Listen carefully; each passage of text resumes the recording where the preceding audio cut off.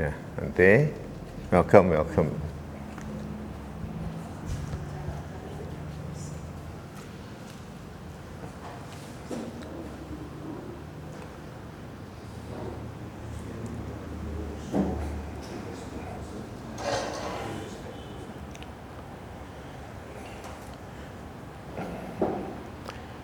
Brothers and sisters, let us together pay respects to Bhante Chandima. Buddhang Vandami Bhante. Dhammang Vandami Bhante. Sanghang Vandami Bhante.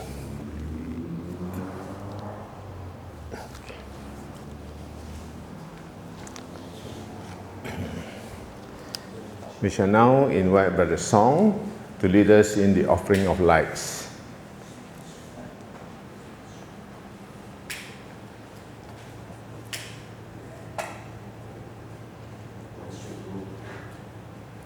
Yeah.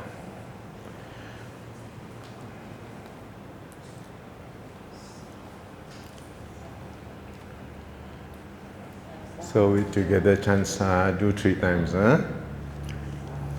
Sadhu, sadhu, sadhu, sadhu, sadhu, sadhu. Sadhu, sadhu, sadhu, sadhu, sadhu, sadhu.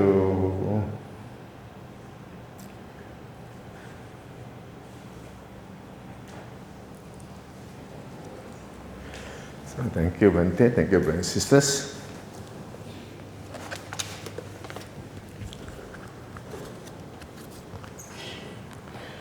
So good evening, Bhante. Good evening, brothers and sisters. Welcome to our Dhamma sharing for today. Before I begin, let me just introduce Bhante Chandima. I think many of you have met him. Bhante Chandima has been here before. This is his second visit. Yeah?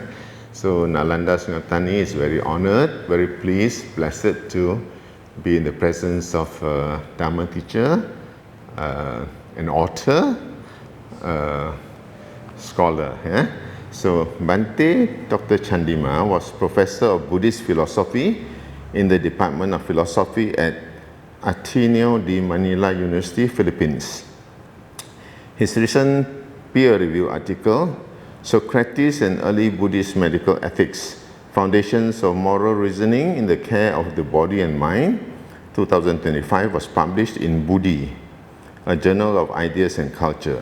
Brothers and sisters, Buddhi is an international and peer-reviewed interdisciplinary journal of philosophy. It's published at the Ateneo de Manila University. So it is a very established publication in the field of philosophy. Yeah? Bhante has also presented his latest research at the annual meeting of the American Academy of Religion, 2024-2025 in Boston, USA, in a paper entitled Custodians Without Ordination, the Ganinanse Tradition and Monastic Succession in 17th Century Sri Lanka. Just a few minutes ago, Bhante was sharing a little bit. It's an interesting topic. These are monks, but also lay people at the same time. Yeah? So those interested can go and search this article and read it up. So brothers and sisters in the Dhamma, we are indeed deeply honored to host Bhante Dr. Chandima, who is well known and widely published, is a widely published member of Sangha. He has many online courses, and many people have joined his online courses. There are courses on sutta, meditation, and all kinds of topics. So without much further ado, let us put our palms together to invite Bhante Chandima to share his thoughts with us on the topic today, why do I worry even when things are fine? Sadhu, sadhu, sadhu. Over to you, Bhante.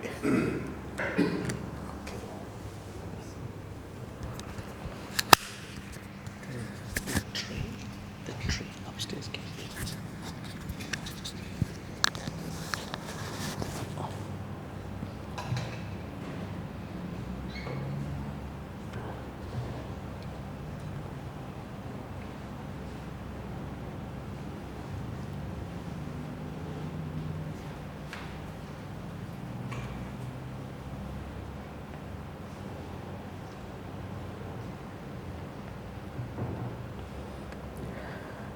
Good evening, Dhamma friends. Uh, it is happy to be back here. So first of all, let me remind you something about the phones. Can we just turn our phones into silent mode? Maybe, I don't know, I know that you can't turn them off, but you can turn them into silent mode. So we are all good, we are on the same page at that point. Thank you, Brother Lim, for that introduction. And I am not that new to this place. I have been here almost maybe little over 2 years actually, 2023. And we had a Dhamma talk here, and Nalanda Buddhist Society here, they brought me to Bujang Valley. That was a very interesting experience, because I also would like to learn things like, I would say, historical things about Buddhism, you know. The article and the research that Brother Lee mentioned about Ganin Nanse, non-bhikkhu monks, we call it non-bhikkhu monks, was also one of the researches done with regard to 17th century Buddhism in Sri Lanka. You know, the Mahavihara tradition kind of, I mean, some would not agree with this idea, died out at a certain stage, in a certain space of Sri Lankan Buddhism.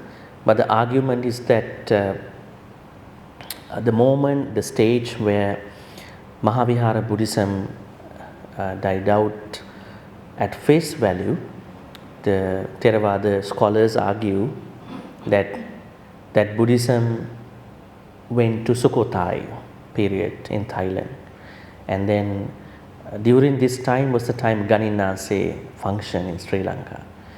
And one monk called Samanera, novice monk called Saranankara, he wanted to ask the king at that time that please bring pure Buddhism, according to their version, from Siamese kingdom. And then after a couple of decades of time, the then king could bring Venerable Upali from Thailand into Sri Lanka. He said that they went to Batam, from Ayutthaya to Batam, and Batam to Sri Lanka. It was a long journey, many months. Anyways, so thank you for that thing. And I know that the Bujang Valley Buddhist historical things also kind of took place during these times too, maybe even earlier, right? All right, thank you very much for the invitation. And I already know most of you, Dr. Song, and many of you, everybody of here who is attending. So let us look at our topic today. Why do I worry even when things are fine? I chose this topic because this is very much applicable to all of us. No one is exempt from this kind of a situation in life. Before we get started, shall we pay respect to the Buddha? Sadhu, sadhu, sadhu. Namo tassa bhagavato arahato samma sambuddhassa. Namo tassa bhagavato arahato samma sambuddhassa. Namo tassa bhagavato arahato samma sambuddhassa. Iti piso bhagava arahang samma sambuddho. Vijjacharana sampanno sugato lokavidu. Anuttaro purisa dhamma sarati sattha deva manussanang buddho bhagavati. Sadhu, sadhu, sadhu. how's your day going on today? Today is Monday, the first day of the week. It is said that when Friday hits on, people, they are very happy, they can relax. But when Monday comes up, oh, one more week to go, right? So how do you feel today? Do you have worries about Monday, maybe for the week? Huh? No worries. I hope those two words really happen in your life. When we say no worries, no problem, right? In Malaysian version they say okay lah. I mean, when they say that, I feel that they have no worries at all, but we don't know. It's a mental experience. So that's why in our life, even though our life is good, I mean, even we don't have a lot of complaints, but still we might come into a certain stage where we still have some complaints, worries about us. So in this talk, we will look at how to overcome those worries. What is the Buddhist attitude about those worries? You know what is a paradox, right? What is a paradox, may I know? It's a philosophical word. Paradox means there is one thing which is true in both ways. Right? I will give you one example. Chanting in Buddhism. You chant, right? When you chant, the popular idea is that you are being blessed. You know, in Buddhism, when you learn Pali text, especially Kukkucca Nikaya, the last book of the Nikayas, there is a book called Milinda Panya. Sometimes the Sri Lankan, Burmese, Siamese, Thai version of Kukkucca Nikaya has a difference. Sri Lankan version 15 books, Thai version I can't remember, it's a bit different, and Burmese version it's a bit different. So Milinda Panya is a book, we call it as a post-canonical text. In this book, what is happening is that a king is having a conversation with a monk. The king's name is Milinda, King Milinda. And the monk is Venerable Nagasena. It's a very scholarly monk who can refute, who can say certain dilemmas, trilemmas precisely. The king is called Milinda. Where is his kingdom? Bactria. Do you know a country called Bactria nowadays? There is no country called Bactria. Not bacteria, okay? Bactria. This is a country that existed during the Buddha's time, even earlier. That was next to Greece. You can say it's beyond Afghanistan. We normally call Gandhara. Gandhara is Afghanistan, right? That was the place where the Ivy League universities happened during the Buddha's time. You know, Takkasila, all the rich kids were sent to Takkasila, even to Nalanda, Vikamasila and these universities. So Bactria was the country next to Greece. So Greece was very popular for philosophers at that time. So it was said that Indian Mauryan kingdom, Ashoka and his Mauryan kingdom, we call it as, normally it's kind of a kingdom where you see son kills the father and then takes over the kingdom sometimes. But anyway, Mauryan kingdom had a very good relationship with the Bactrian kings. So Bactrian kings were very much coming to India, learning from India, going back. There was a very nice connection. But later on, this country was missing. It was converted into a different country. So in this particular book called Milinda Panya, Milinda asked, Panya means questions. He asked question from Venerable Nagasena, Bhante Nagasena. So in this book, if you read, very interesting book, there are dilemmas. It is true in this way, it's true in this way. What is the truth actually?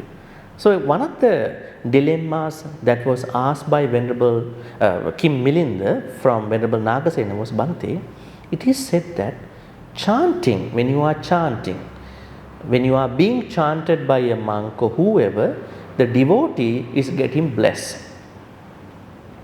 Okay, devotees' problems can be minimized.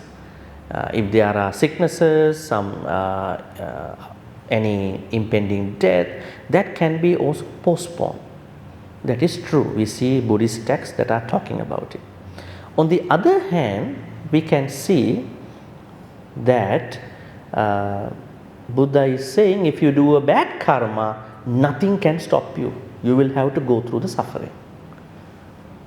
In Dhammapada we find a stanza, na antalikke na samudda majje na pabbatanang va vivaram pavissa. Even if you go to the sky, antalikke, if you go to the middle of the ocean, samudda majje, na antalikke na samudda majje, if you go to a rock, if you hide, but yattattito nappa saheta machu. Or if you have done a bad karma, you cannot free from that. So I feel the both are kind of paradoxical. Tell me the truth. And then the Venerable Nagasena says, yes, we can find a reconciliation about this problem from the sutta itself. The answer is that chanting basically is for those people who have done good karmas, right?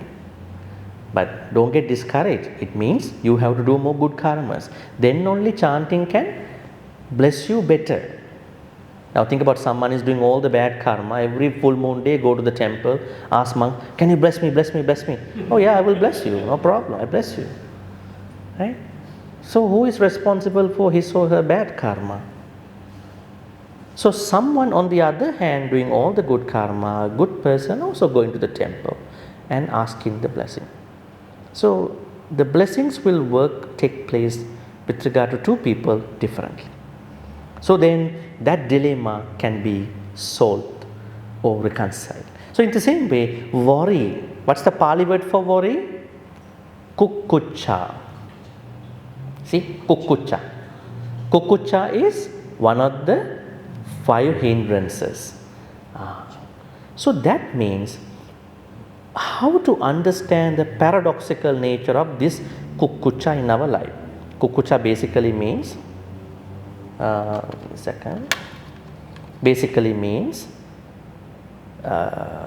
worries, regret, remorse. Life may be stable, okay? Life is stable. If you look at your life, hope that your life is stable. No immediate danger. Yet the mind, which has thoughts, keeps anticipating problems. You are not expecting problems, but your mind tells you you have a problem. You must be worried. You are okay, but your mind tells you you have a problem. Because it is the mind's default nature. Mind is not happy, not satisfied. If you look at it from anthropology or neuroscience, it is the mind's survival strategy. Mind is not happy to tell you, you are okay, you have a problem, get ready. We have to understand that. Mind has that innate nature. Worry appears even in comfort and safety at that point. For many of us, you are safe, you are comfortable, but still worries are looming around you, right? What kind of worries? What will happen to the weather? What will happen to me tomorrow, right? Will I be old very fast by tomorrow, right? Will somebody change in their behavior? Will my family be changed, look down upon me? These are things that are coming and going, right? So that means on one side you can see life is stable, good, good, you can be happy. On the other hand, you still feel something wrong. It's a paradox. Rather than I'm telling you that other side is not good, by default, these two are happening in our life. It can be true to a sense. Think about you are working in a company, right? Last year, 2025, your sales are very good, right? Because you are doing sales well, next year you are given so much work by the boss, right? Because you are good. Last year your sale target is million, couple 200, 300 million, maybe 100,000, maybe million US dollar. Because you are doing well, the boss giving you more, then can I do it? Or if I cannot do it, my overseas colleagues will take me over. They might sack me, right? So that means on one side you are happy, on the other side you have a worry, what will happen? Actually you can do it. If you can do it so far, you can do it. But still within you, that worry is looming. So in the same way, you can think about your health. 2025, I was okay. I had no big health issues. But when I hear a lot of Dhamma talks, they all are talking, you can get sick anytime. So every time I hear Dhamma talk, everything is impermanent. You can get something, the other person I know got cancer. So what about me? I'm also a normal being. I'm not someone who is like extraordinary. Sometimes when you learn Dhamma also in the way that you don't understand life, that Dhamma teachings can scare you sometimes, the way how they have been expressed. That's why when we teach Dhamma, we have to give people strength, motivation, right? When we talk about samsara, dukkha, sukha, happiness, we have to give them so much motivation to stay happy. Why? Life is something where it is meant to experience and not to chase happiness only. Nowadays we understand we are asked to only look for happiness, right? Everywhere in the world, corporate industry, personal life, as a citizen, as a person, you must look for happiness. That's why you should follow Buddhism. Buddhism talks about happiness. No, that's not what the Buddha said. Buddha said life is an experience where you go through both happiness and suffering. When you experience the both, you will be happy. But this is not what you are hearing now elsewhere. Learn dukkha, you can be happy. What about the worry part, suffering part? Whenever I go through a struggle, I should think this way: what is this challenge, struggle teaching me this time? There are a lot of times in our life we were not prepared to take a challenge. We were pushed to take challenge. We were not very happy. But after the challenge was gone, we are much stronger in life, emotionally, physically, family-wise, as a person. So next time when you go through a hard time, frustration, unhappiness, don't brand it, I am suffering now. What is this teaching me this time? Ask that question. I know I'm not comfortable with this experience, but tell yourself, what is this struggle teaching me in this time? You are not struggling all the time. You will struggle for some time.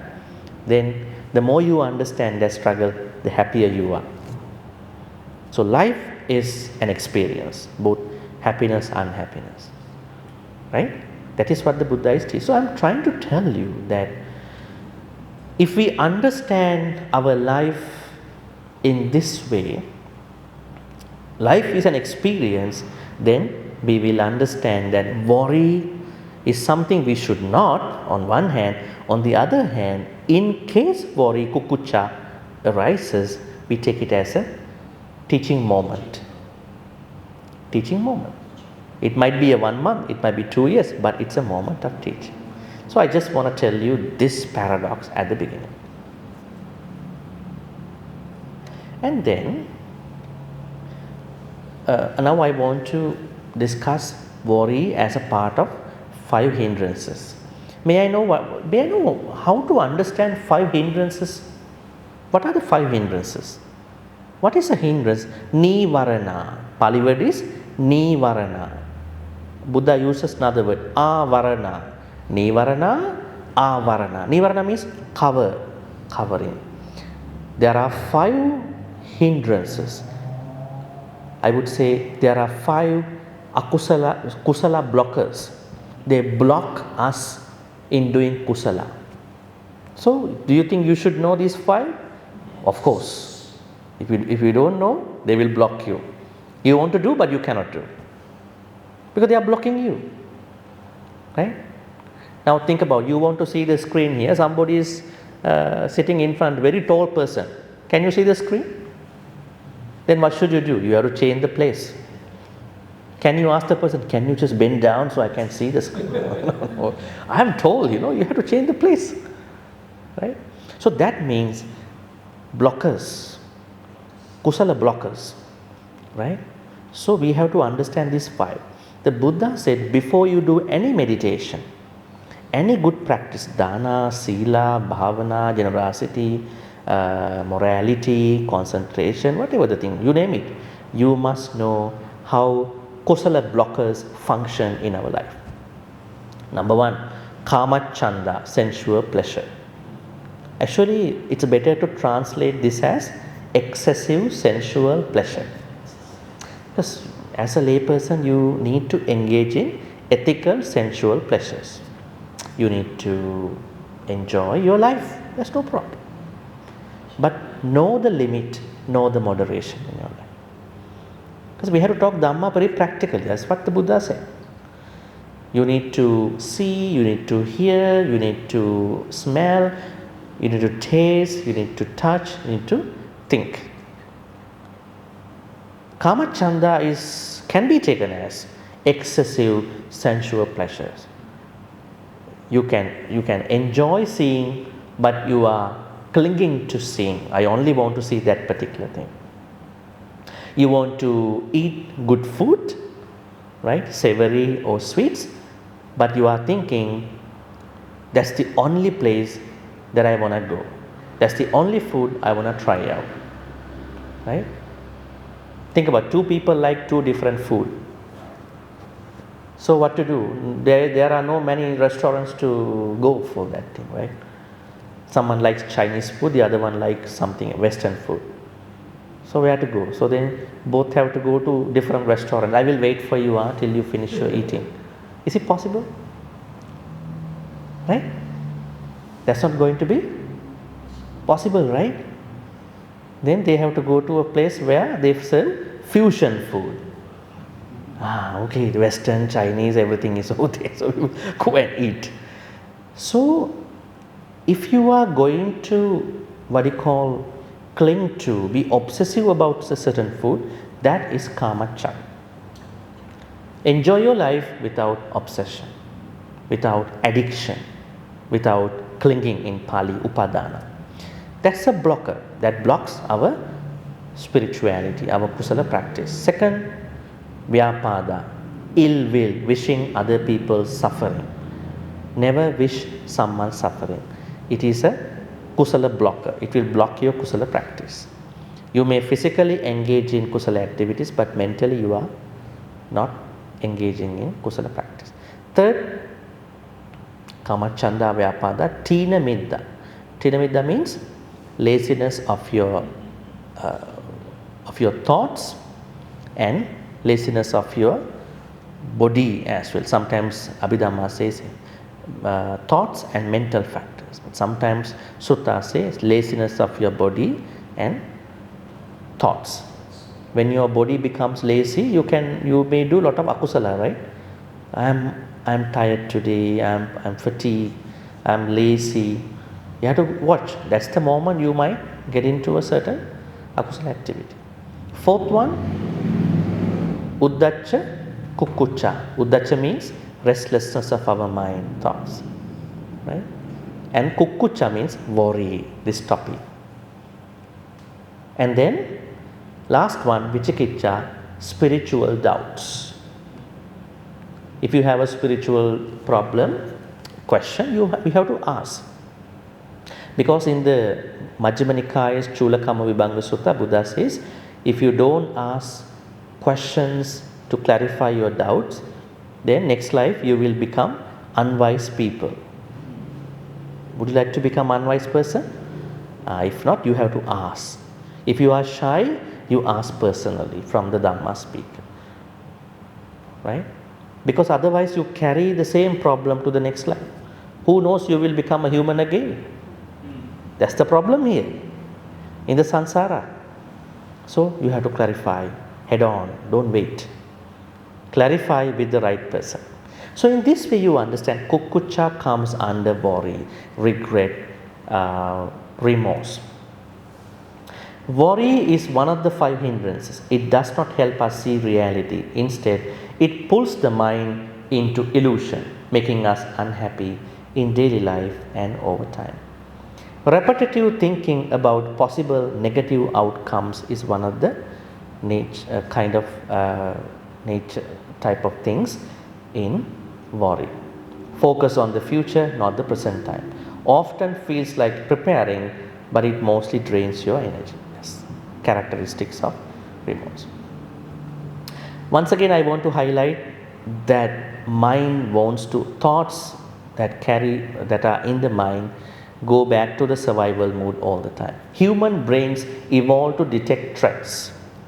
It's a survival mode. Now think about discrimination, racial problems. Why are they being highlighted time to time in societies, in the world? Long time ago we witnessed apartheid in South Africa, black-white problem, right? And many years after, we looked at the discrimination in some other countries. Nowadays it has crept into the politics, right? It has crept into religious identities too. So that means people go back to their survival mood time to time. When they cannot trust the other person, they go back to their survival mode. So I think worry is natural in that sense, because worry at that time helped ancestors survive. Tell me about one worry at that time, during that stone time in the ancient civilization. How did they manage to get food? Ancient humans. They had to run, keep running, right? Run, and then find an animal. How long they have to run? Maybe couple kilometers to get one animal, right? So perhaps after going for 4-5 kilometers to find one animal, let's say they come back to the place. What would you think? Do you think that they were worried about the tomorrow? Yes, tomorrow how far should I have to hunt the animal? Maybe 10 kilometers. And while you are hunting, you also have problems with other animals. So that's why our ancestors ran into a lot of survival problems. So they had worries more than us. So modern life has fewer real dangers, but the brain still scans constantly, compared to our ancestors. So I think what you need to know at this point is that this is something, being worried about life is something which is very natural. But if we know the Dhamma way, we can overcome that issue. Calmness can feel strange to a busy mind. The mind asks, what am I missing? Worry becomes a habit, not a response to reality. These are normal thoughts that come to us. Worry feels like problem solving. Sometimes we feel the worry can be a sort of problem solving skill. Do we have to worry to solve a problem sometime? Or do we take it as a challenge? Let's say you are doing a business, right? Business is always changing, right? With the AI's arrival, a lot of things are becoming automated. Will the people who are doing the industry in person be worried about their future? They are. Teachers, professors, nowadays when you give an assignment to students, they write very fast and tomorrow, all done. Oh really, everything is good. No plagiarism, Nothing. So we cannot give an assignment in today's world to students. I normally what I do is that I ask them, okay, come for an oral exam. You prove what you write.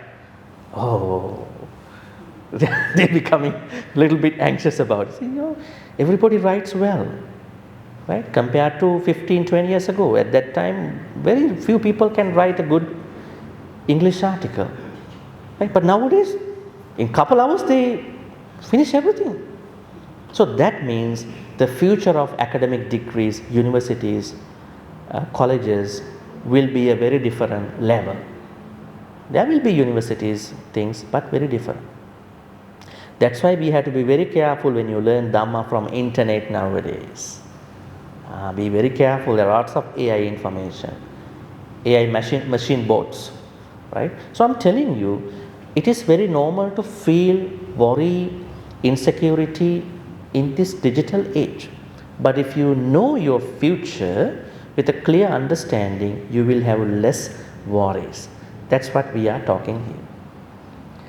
Most worries are about things we cannot manage. Can you think about one worry you cannot manage? Aging. When I meet a lot of people that I know, I ask, how are you? Everything looks good, but the aging. Okay. I understand, I get you. Aging. Aging means aching, hanging, and all that, can happen. So, how to understand our aging with some positive thinking? Yes, you will be old. You will be aging. How to accept, how to embrace that aging without worry, right? That is something we can learn in this Dhamma talk. The mind thoughts confuses thinking with manage, right? Sometimes our mind, which has thoughts, will confuse thinking with regard to managing these thinking habits.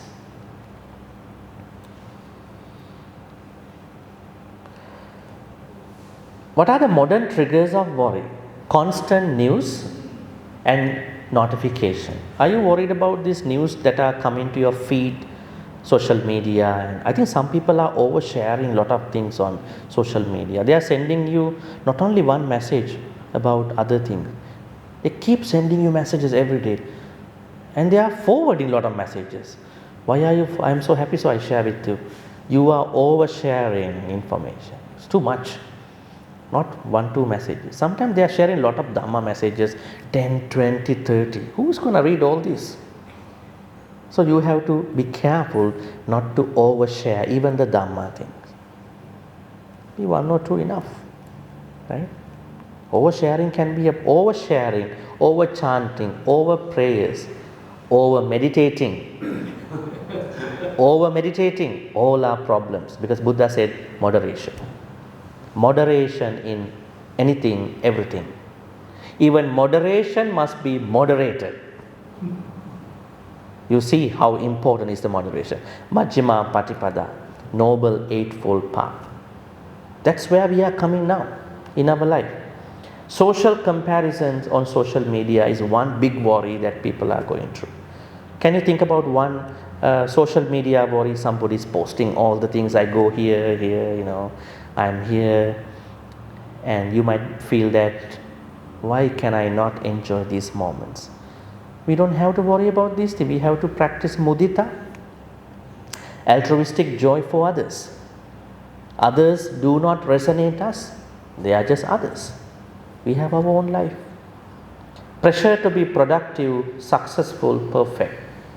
If you are working under a boss, you are always asked to be perfect, do better. You are always thinking, will I be asked to do better, right? Overexposure to future focused information. If you are very much overexposed to the focused information, you can become worried. Keep in mind that all these are usual, normal things that we all go through in our daily life. So don't worry about these things. Just look at them with some awareness. Let them pass in your life. Don't try to become worried about any of these things. You have your own life. You only need to understand it. And the English word what if or should have, could have, these are very much interesting phrases people bring with lots of worries. Think about what if something goes wrong, right? One thought leads to another. One what if leads to another what if. And then that two what if will lead to should haves, could haves. I mean, we don't have to worry about these things. If I am so much driven by these what if, should haves, could haves, then I cannot even stay in my present moment, right? So this is very interesting, the last one. The mind, which has thoughts, rehearses problems that never happen. That means mind stimulates, right? It stimulates or it simulates. It is a simulator. What if, what if? No, there are people who are doing bad things, they want to simulate as a rehearsal before, right? So mind is doing that. Actually, mind is doing it as a routine check. So we have to know that mind is doing that and we don't have to actually worry about it. Otherwise, you think, no, I also have to be with the mind and to simulate my worries for the future. No, don't be part of that mind. You understand, you watch it. That is the nature of the mind, because mind wants to protect me. That's why it gives me the simulated experience, right? And then emotional memories are also part of the worries. You can see past pain leaves imprints. Even when life improves, the mind remembers fear. Worry is often the echo of old experiences, right? So emotional memories are also part of worries. So we have to properly understand what kind of worry is this, where does it come from, then only we can sort out. We don't have to worry, but we have to see the source of that particular worry. Why worry persists? Now you know one reason. One reason is mind wants to rehearse, right? Mind wants to rehearse. That is one particular reason why worry persists. What are the other reasons? Now, when you go through that rehearsal without knowing that mind wants to rehearse, simulate, you think you have to be familiar with this experience and making it as your own. And then you feel, because I am familiar with this kind of worries, I feel safer than unknown calm. Right? Every time the mind is going to do a simulator with regard to simulate your future worries that are not really happening. When you become familiar with this mind's nature, then what will happen? You feel safer with regard to that routine check. So the mind thoughts prefers predictable anxiety over unfamiliar peace. Is peace unfamiliar to you? Yes, that's why you look for the peace. That's why you go for practices, retreats, meditations. You want to look for the peace, because mind tells you you better be with the predictable worry experience. But when you know all these things, you know, I don't have to be familiar with these things. It's a part of my mind thoughts. And peace should not be looked for. Peace is within me. Peace is within this understanding. Peace is not to be looked at in a temple somewhere. Temple will be a bonus. When I go there, I feel calmer, happier, more peaceful. But peace is within me. Right? So now, as a Buddhist practice, what we need to do in the first place is to understand that kukkucca worry is a mental event, not a fact. Okay? It is not a fact. Thoughts are not prophecies. Thoughts happen because of the nature of the mind. and how mind wants to survive. Awareness creates distance between you and the worry. Now, when you have the awareness with regard to the worry, how does worry come from, and what is it doing for me, and I need to know that I don't have to always look suspicious about me, insecure about me and other people. Then what will happen? It will disconnect you from unnecessary worry. So awareness. This is what you are doing by cultivating wholesome thoughts, meditation and all that. When nothing is wrong, let the mind also learn to be at ease. When nothing is wrong, don't let the mind go through lots of what if, should have, could have. So you are good, it also should be good. I would suggest you a couple practices to get rid of this issue, overcome this issue. It will take some time. So my suggestion basically is that practice tiny little Dhamma in tiny little moments. Normally people wait for big moments to practice Dhamma, right? They are waiting for a particular day, particular program, particular time. No, you won't be able to make it consistent. You will not become transformative. When you look at the suttas and all that, you will find Dhamma should be practiced. I mean, you might not be able to do the whole thing. Tiny little Dhamma practices, patience, kindness, compassion, this tiny little Dhamma practices should be practiced in tiny little moments. Then only you see the progress. Progress is happening. Transformation happens. That's why number one, I tell you, as a suggested practice to feel what you call better with regard to your situation, even though things are good, but still if you're coming up with a certain worry, you can rest in the present moment. That is the most important thing you can. Number one is resting in the present moment. Notice worry without fighting it. Buddhism always asks us to notice. Second, gently return attention to what is actually happening now. Have you ever tried seeing what is happening to you when the worries are coming?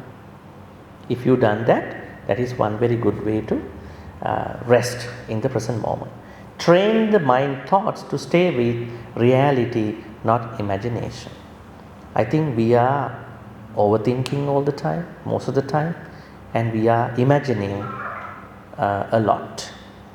So I think our imaginations and overthinking should go down, should happen lesser than what you call training our thoughts.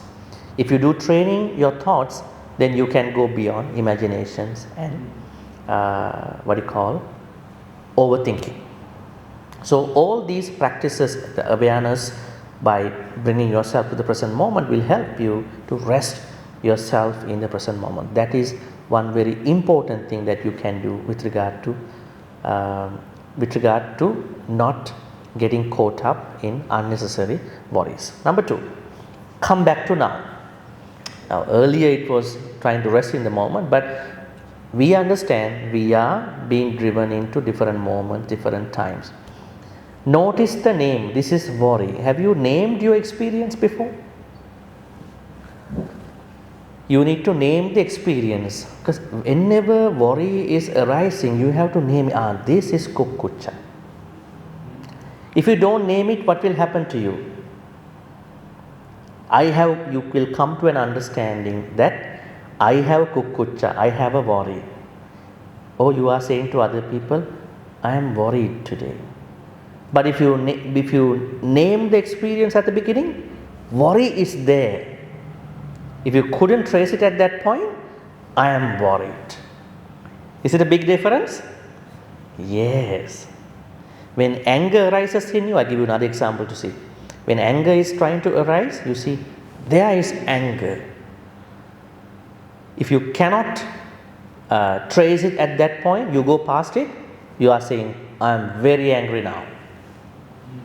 Is there a difference? Yes. When you are saying, I am angry, you do every effort to justify your anger. You want to put other people down. You want to take revenge, everything. So before these akusala states arise, try to notice them. Say, there is anger, there is jealousy, there is frustration, there is annoyance, there is indignation. You name all the other negative experiences. There is that. Don't connect to me. If you don't trace out, it will become a part of you. Same thing here. When the worry is arising slowly, you think about, next year will I lose my sales? No. It is the worry, not my sales. Right? I do whatever the good things.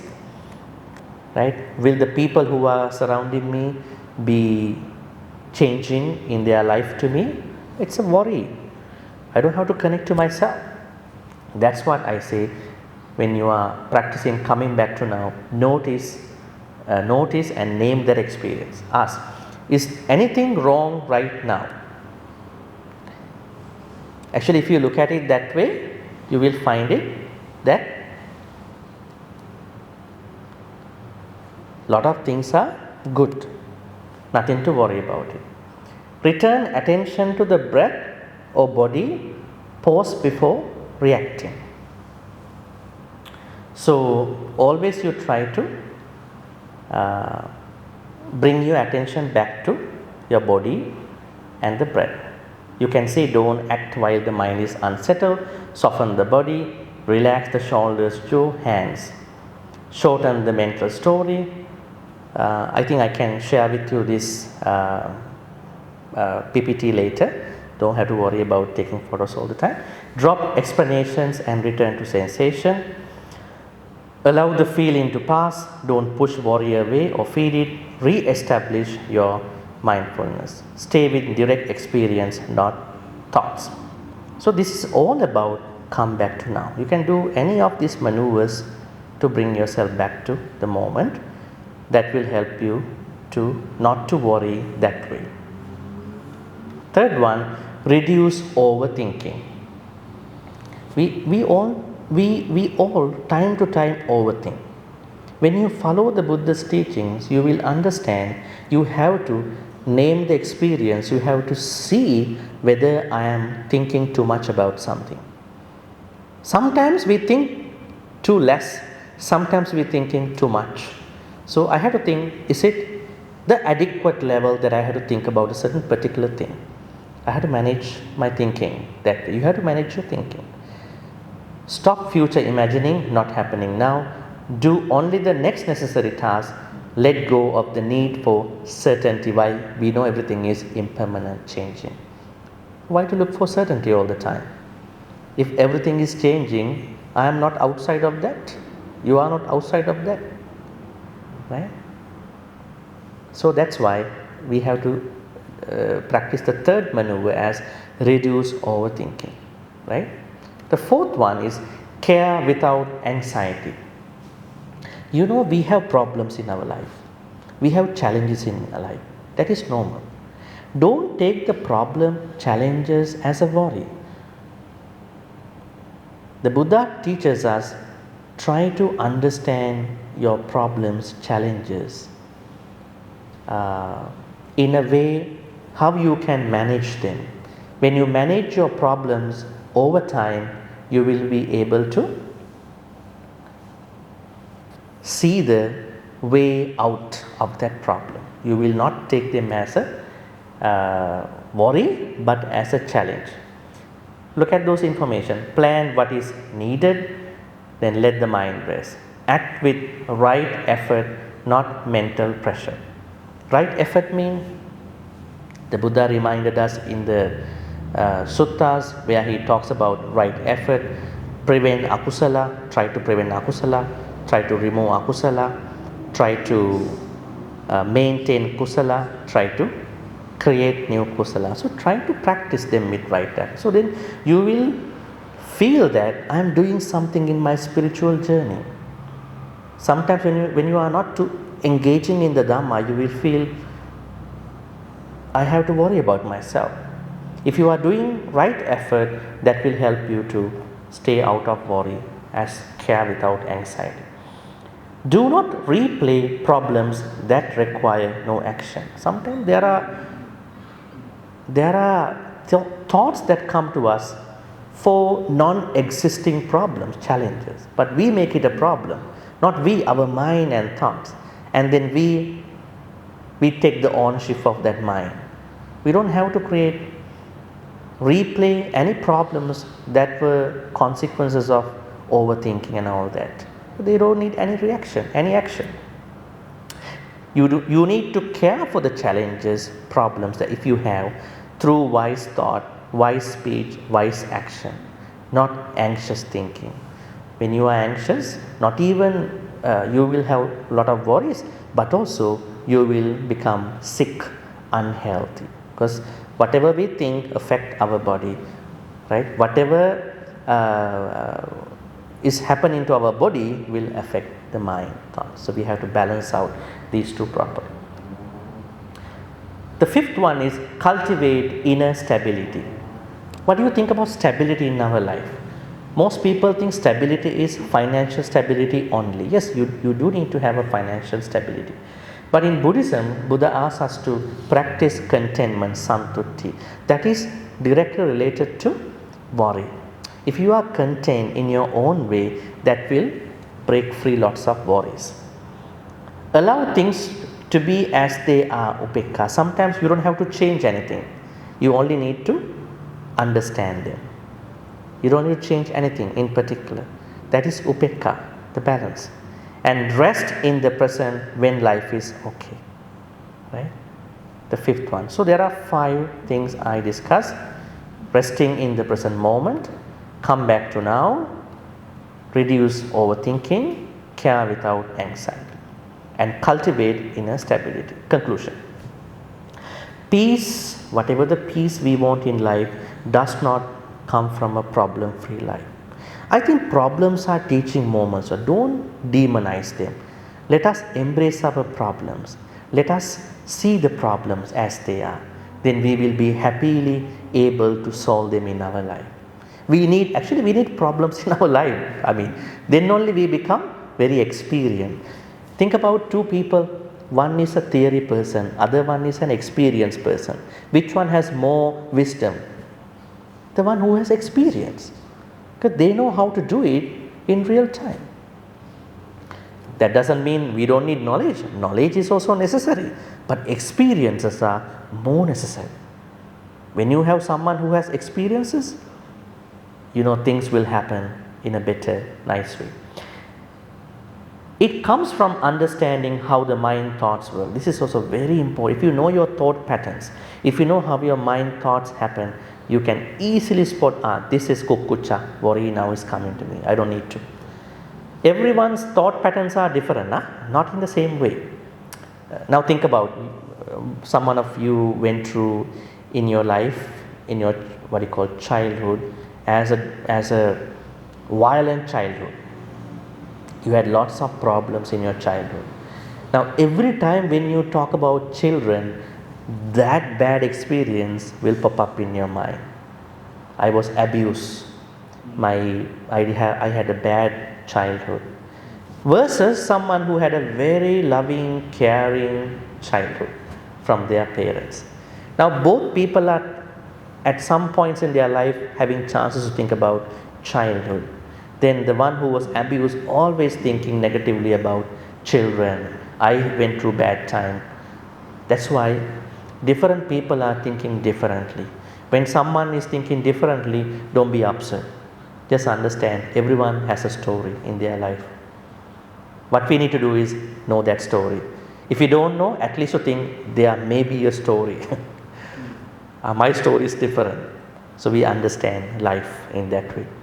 When worry is seen clearly through these steps, it loses its power. As long as you don't see the worry in this way, it gets more power to trouble you. Right? Try to make the worry lost in their power this way. Kukkucca is a hindrance, not protection. If you have too many worries, you are not protected, you are going on a very hard journey. So you have to understand your worries. The more you understand, the more peaceful you are. It distorts reality and creates unnecessary suffering. Presence restores clarity. See what is happening now ends imagine suffering. When you see what is happening, it will stop imagine suffering. Worry is an imagine suffering. Wise care, we discuss wise action, wise thought, wise speech, wise action replaces anxious thinking. For some people, they are always worried about everything, right? So when you are wise about your life, what is happening to me? Should I don't have to worry about it. It's something that I need to understand. Then the more you think as a wise person, that you are less likely to worry about anything in your life because you understand.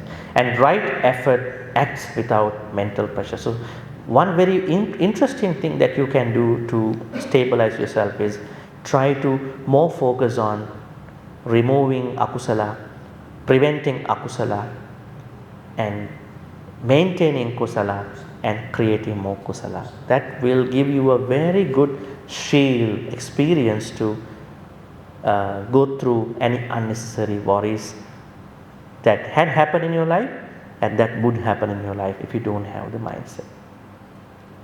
And finally, the peace is what we are going to look for through all these Dhamma activities. So peace grows through acceptance and contentment.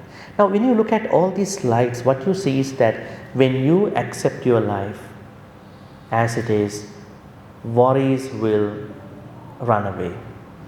Worries will go away because you are seeing life as it is, right?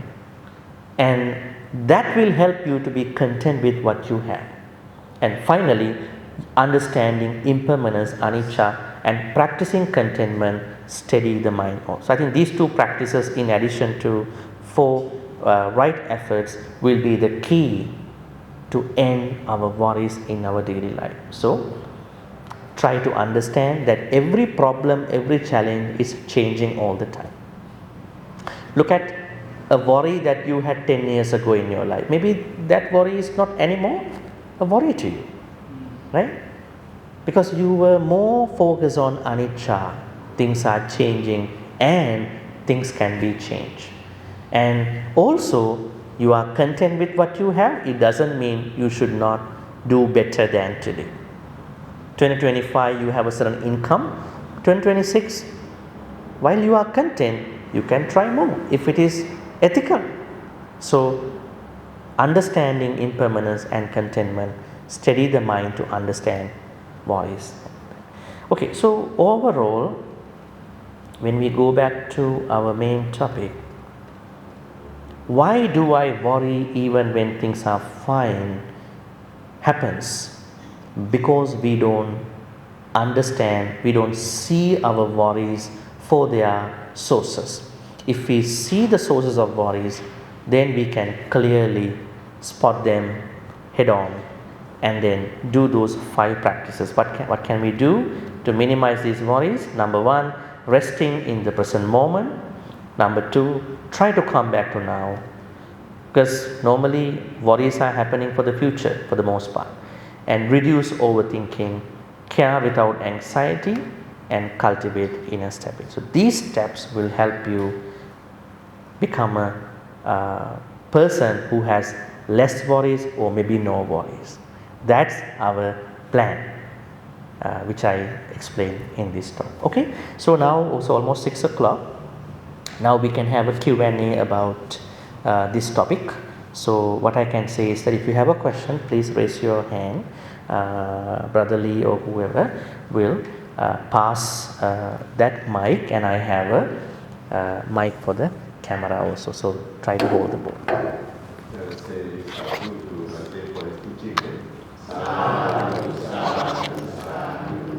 Okay, Brother Lee, so take this mic too.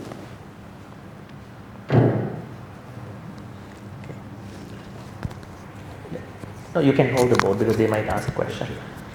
So, brothers and sisters, do you have less worry now? After 1 hour of listening to a very interesting talk. Anyone here guilty of overthinking? Raise your hand. Overthinking? Anybody? No, they are not overthinking, Bhante. Oh, they don't want to raise their hand. They nod their heads. They are worried. Anyone is overthinking, overplanning, imagining? As Bhante was going through, I felt like Bhante was talking about me, you know. I tick all the wrong boxes. So anyway, brothers and sisters, we are so fortunate to have a very practical teaching with very practical tips, I think, the 5 practices. But now is the time that Bhante has purposely allocated for us to ask questions. So we have a small group. That's the fortunate thing. In small groups, you don't have to worry so much. We know everyone. Just ask whatever doubts you have. So I open it to the floor now.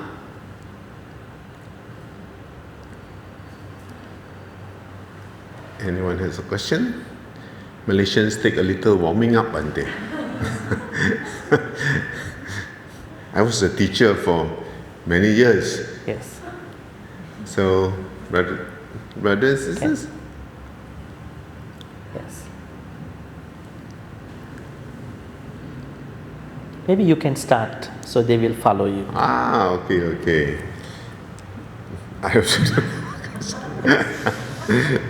I was just thinking about how accurately Bhante describes our life.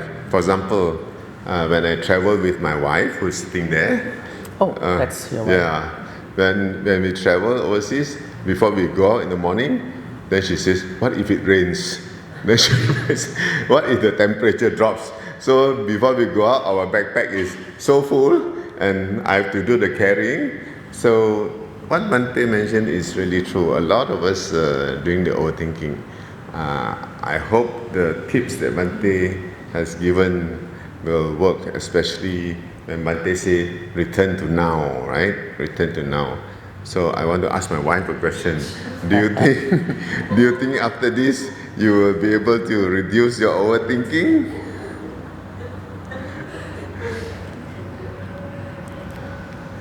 This is very shy.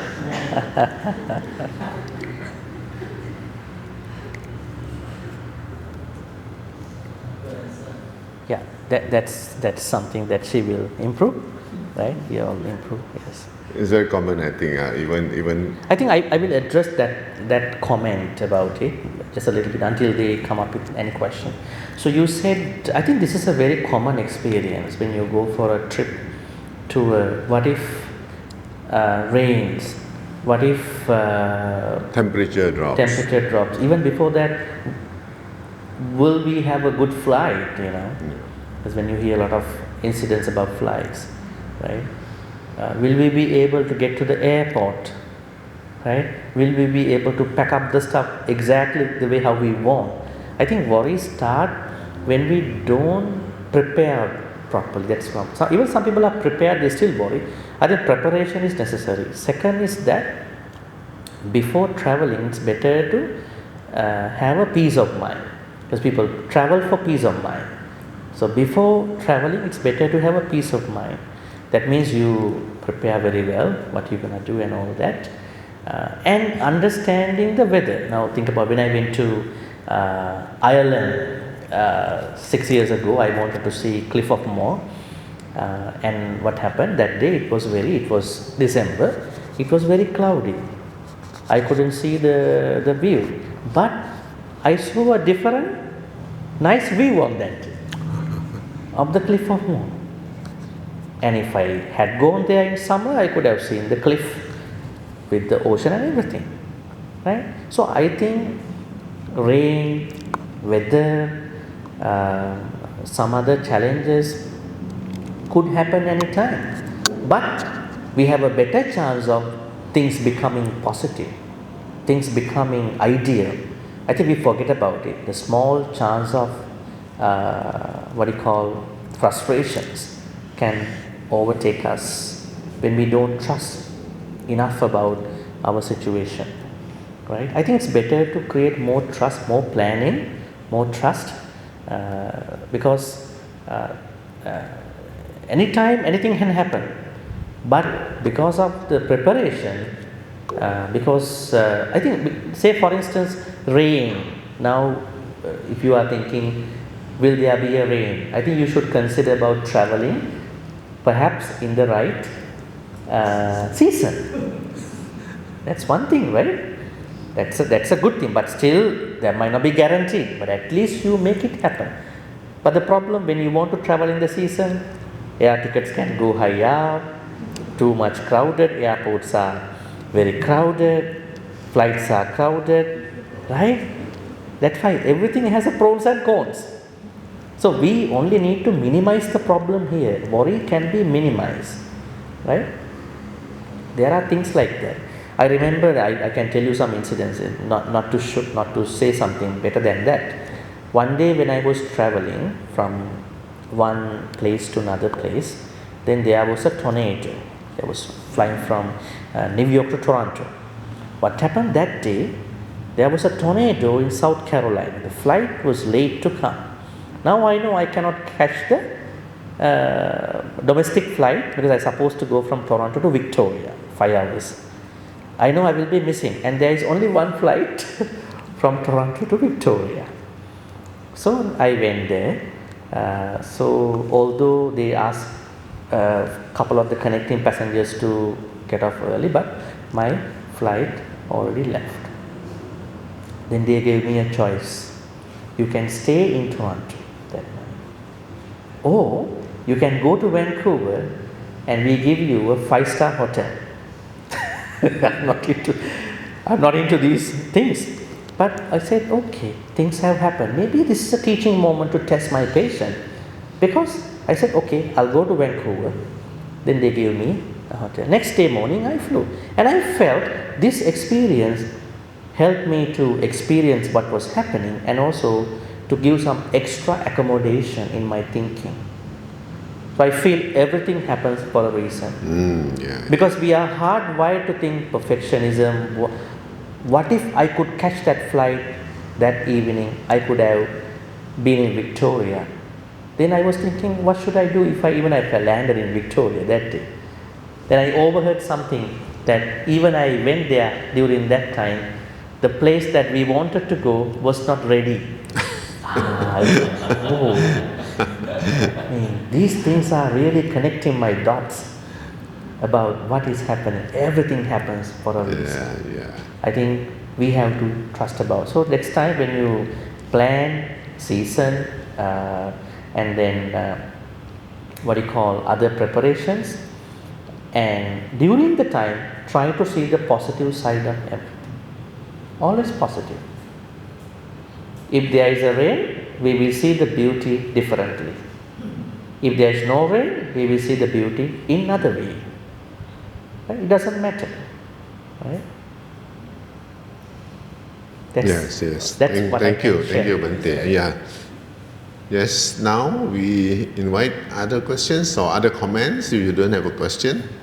Yeah, you are free to ask anything. Otherwise, I had to think you are worried about something.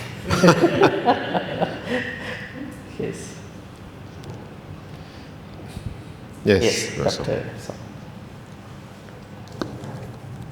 To hold this. Yeah, hold the boat. Yes. Okay, Bhante. Thank you for that very nice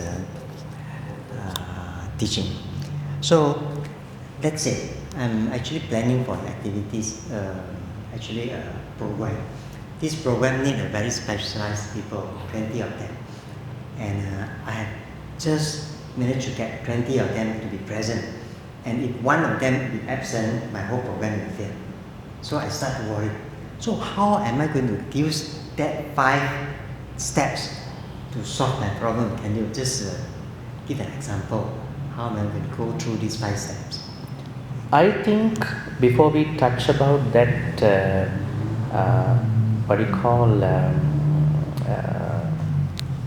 the incomplete plan, in case you lose one person in that program, if you are an instructor or whoever, and you will be having some struggle, I think then that you will learn the whole teaching here from this perspective. Then in that case, if you think you will be losing, it's better to plan earlier how to get people 20 people, 20 or 10 people? 20. 20 people into the spots, right? That's very important because it's a very, it's a very narrow scape. In case you miss one person, your whole program will be like that. So I think it's better to plan for it, recruit, encourage people to get in earlier. So you at least you make sure. Let's say you got people, 20 people, in the last minute, one person becomes sick. Then you have to have some accommodation about this. I don't know what kind of program you are doing. It's better to perhaps communicate with the people that you are responsible for in case you lose one person. That what could I do in case I lose someone because of emergencies? Preparation, and then the second thing is you have to keep a buffer in case I lose someone. So I think these two are important. Then your side, I mean with regard to your performance, I think there is no worry about what you are doing for them. Suppose you are an expert of the subject. I think those two things are what you can do. Because you are saying there's a performance check. You are saying there's a performance check. If you lose one person, what I mean is, how are we going to use that 5 steps to relieve our worry? That's why I'm telling you. The first thing is that you say there's a technical problem here. If you lose one person, you are technically out of this thing. I am addressing that thing first. The second thing is what you should do for your inner mental states. So I think better we look at how to keep that happening, how to keep the 20 full. At the same time, when you plan the program, when you draft the program with the right institution that you are responsible for, try to create a buffer for emergency. So in case something happens, you are good, you are still good, right? That is number one. Number two, on your side, you have a buffer, you have a support from your institution, but you are mentally not good. Why I lost one person? Then we can use these steps. Let's go to the first one. Resting in the present moment. So it suddenly happened, but I did well in my program, and I can do well in my program. This is something that is beyond my control. You cannot control over that emergency, right? Come back to now. It's always, I am projecting, will I lose the one person, 2 people in my next program also? Because I lost one person. It cannot. But when you design the program with some space, some buffer with your responsible institution, then I think you are less worried about it. Even if you lose, you are okay because they are not under your control. People can drop anytime, right? Maybe your program, to my understanding, is something that should happen frequently for some years. Then only you get the trust of the people. That is another way to look at it. Some students don't attend to some programs until they become familiar, right? So maybe you have to be motivated that although from the responsible organizations I have my provisions, even I lose 1 or 2%, but still I understand I need to be familiar with these sudden dropouts, sudden emergencies, although I am technically okay, if you clarify that. And then overthinking. When one program didn't go well in that way, you might overthink, right? That is why it's better to plan earlier.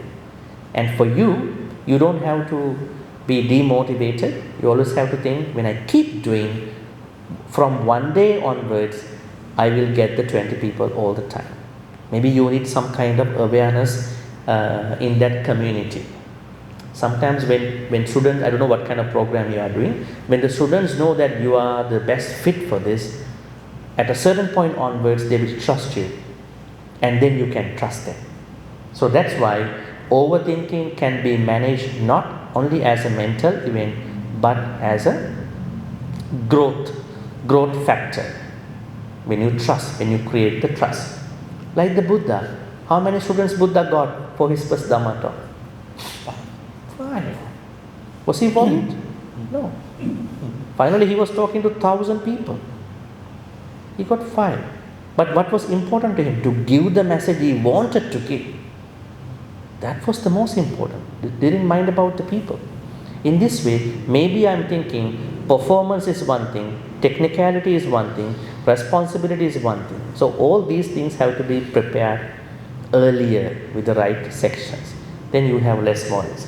And fourth one, when you are doing the program, whatever the program with them, you are wisely thinking, wisely talking, wisely acting with the students. If you make a mistake, that can leave a negativity with regard to students. And then when you are doing all these things, you feel you can be content about your program. Your program is a very good course. It's not a crash course. Sometimes when some people do courses, teacher and everybody crash at the end. But according to this strategy or 5 strategies, you can keep the course running. People are happy and you are happy, and there are almost no worries. So that's how I think that can be addressed. Thank you, Bhante. You can take one more question. Thank you, Bhante. Yeah, we'll take one more question. If you have. Ayas Mangala was here 2 days ago, and one of the teachings she gave us, one of the suttas, was that when a noble disciple of the Buddha comes to the family, there are 5 means by which we gain merits. The 5th one is when we listen to a Dhamma talk, like we did, then we ask questions. That gives rise to discernment, wisdom. So this is a chance for wisdom. Correct? This is an important teaching. So we have the last question. We don't have a lot of time, but we have one last question. Don't miss the opportunity, brothers and sisters. No, I think they want to grab the opportunity, not to miss the opportunity. Rare opportunity. Don't miss this rare opportunity. Yeah. Anyone? Sister Lu looks like you have a question. You have a question, do you? No, I have no worries. Yeah, she has no worries. I'm worried because I have no question.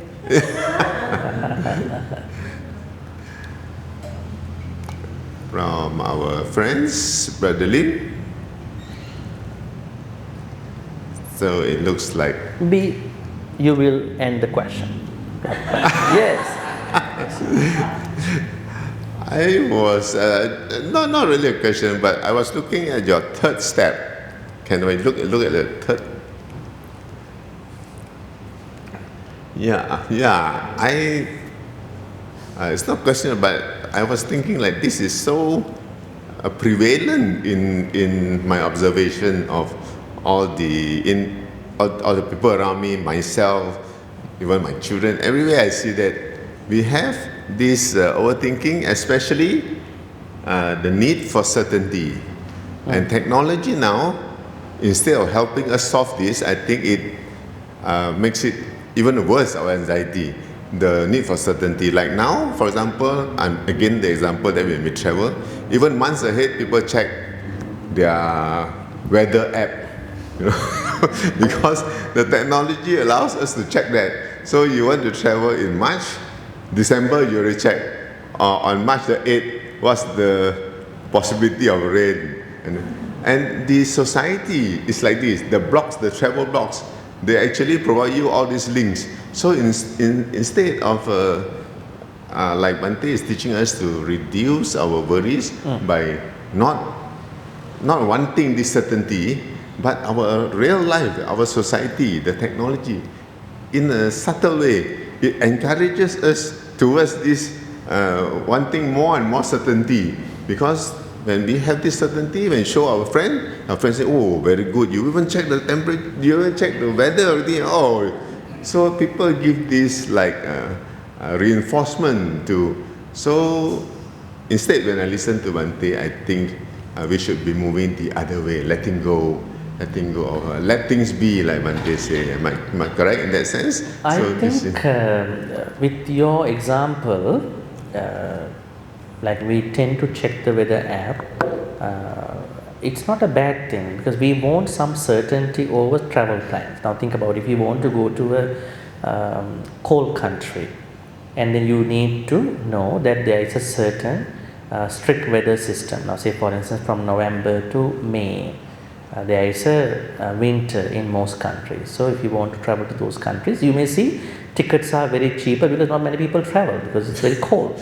So, that is good. But even in that, we exactly don't know how high will be the cold weather. We have to always think, yes, I can have a kind of understanding about the weather, but the real weather will not be this. So, I think we can have an idea from weather apps, but don't depend on the weather apps. Actually, weather apps are sometimes wrong. Today you are saying tomorrow cloudy and tomorrow rainy. Right? So I think it's better to have an idea, sometimes good, sometimes not good, but we should have some extra accommodation in case something happens. I think that is what we have to know. Weather apps are still okay to get an idea, not to depend on the app. Not overdo it, Bhante, Not to depend on them. Don't depend on any app. Think about Dhamma apps, lots of Dhamma apps. And you easily go and check and then you will get an idea, but don't depend on it. Okay. Right? So, brothers and sisters, if there are no questions, then I'd just like to make a short announcement. After today, Bhante will be at SP Dhamma Center. There will be lunch dana tomorrow and also a Dhamma talk at 1 p.m. So if you are able to go over, lunch dana will be at 11. Bhante, we have 3 friends, Brother Mark, Brother Lim and Mrs. Lim. They are actually from SP Dhamma Center. Oh, okay. Good to hear. Yes. So I'd like to make the announcement for all our friends here. Bhante will still be in Sungai Petani. If you don't have the question, it's okay, sleep over it. If the question comes to you tomorrow, bring it to SP Dhamma Center. Okay, so you have so many opportunities. Yes, and because Bhante is a busy man, he has an online class at 8 p.m. So I think we have to end now. And before we end, let us express our gratitude once again. And do a Bhante. transference of merits. And then after transfer of merits. First, I will do the transference of merits. Thank you, Brother Lee. Now, let us have this reflection. May we learn to rest in what is sufficient, trust the present moment, and allow clarity to replace unnecessary fear throughout this new year 2026. So may all the good karmas we've been making today by learning how to trust us more and more, how to create more security, how to create peace, happiness in our life by looking at the source of worry, kukkucca, by understanding our worries and by creating a pleasant, trustworthy situation, environment in our life, be transferred to all departed ones who passed away in the name of all of us. May departed ones be well and happy. May they attain the supreme bliss of Nibbana. Sadhu, sadhu, sadhu. May Deva, Naga, Mahindika receive all these good karmas. May they be well and happy. May they protect and bless all of you, all the committee management members here, Nalanda Center, Sungai Petani, and everybody who came here to listen to Dhamma. I know that this Dhamma talk was scheduled at this time because I have to accommodate the Buddhist Mahavihara Sutta discussion Monday. So, but still you made time to come here. So, may all the good karmas be shared by all Deva, Naga, Mahindika. May Deva, Naga, Mahindika protect you, bless you for good health, quality of life, prosperity, safety and happiness. May Deva, Naga, Mahindika also attain the supreme bliss of Nibbana. Sadhu, sadhu. Dhamma life is not always solo. We need other people. You can learn Dhamma by closing the door, but in practice you need to get together. The Buddha said, more than 50% of our Dhamma life happens when we have Kalyana Mittas, noble friends. So we need Kalyana Mittas. We all are Kalyana Mittas to each other. So let us aspire. May we be surrounded with more Kalyana Mittas in this year 2026. At the same time, may we become Kalyana Mittas to as many sentient beings as we meet in this sansaric life. Sadhu, sadhu, sadhu. Finally, may all the good karmas you are making today And if you come tomorrow, breakfast and lunch dana, may all these good karmas you are making by listening to Dhamma, sharing Dhamma, knowing Dhamma, talking, and now you take away a lot of things today. Worry is not good, I have to minimize it. I don't have to overthink. A lot of things I can share slides maybe later. So may all the good things you are creating today be supportive and helpful for all of you to attain the supreme bliss of Nibbana. Sadhu, sadhu, sadhu. Blessings. Abhivadana siddhissa niccang vaddha pachayino chattaru dhamma vaddhanti ayuvanno sukhang balang ayurarogya sampanti sagga sampatti mevacha ato nibbana sampatti iminati saminjatu. Sadhu, sadhu, sadhu. Now you can do the vandana to the Sangha.